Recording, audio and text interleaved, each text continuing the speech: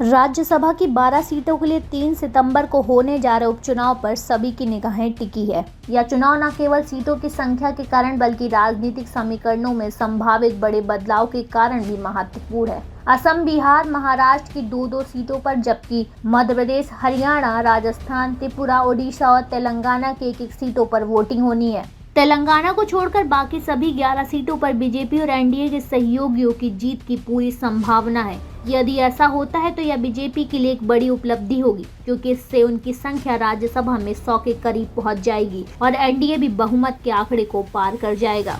वर्तमान में राज्यसभा में 20 सीटें खाली है और सदस्यों की मौजूदा संख्या 125 है। बहुमत का आंकड़ा 113 है।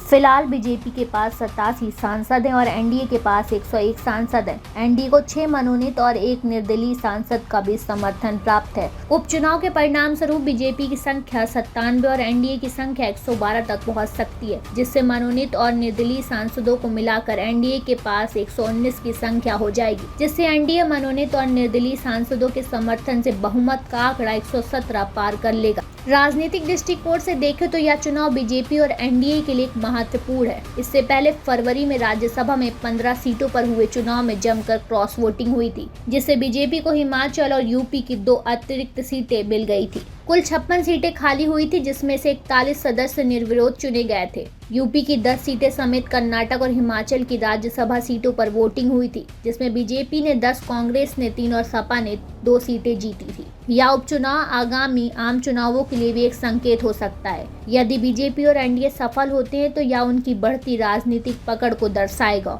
और आगामी चुनावों में उनके आत्मविश्वास को बढ़ाएगा। वहीं विपक्ष के लिए एक चुनौतीपूर्ण समय होगा। उन्हें अपनी रणनीतियों को पुनर्विचार करने की आवश्यकता होगी। राज्यसभा चुनाव की प्रक्रिया भी बहुत महत्वपूर्ण है। यहाँ ईवीएम का प्रयोग नहीं होता, बल्कि बैलेट पेपर से चुनाव कराए जाते हैं। राज्यसभा की जितनी सीटें खाली होती हैं उन पर राज्य के विधायकों की संख्या के अनुसार वोट डाले जाते हैं। वोटिंग के दौरान उम्मीदवारों के नाम के आगे वरीयता लिखी होती है। वोट डालने वाले विधायक चुनाव कर्मियों द्वारा दी गई पेन से 1 से 4 तक की वरीयता का अंक लिखते हैं। आने वाले दिनों में राज्यसभा उपचुनाव के परिणाम निश्चित रूप से भारतीय राजनीति में महत्वपूर्ण भूमिका निभाएंगे। यह देखना रोचक होगा कि कौन सी पार्टी अपनी पकड़ मजबूत करती है और कौन सी पार्टी नई रणनीतियों के साथ उभरती है।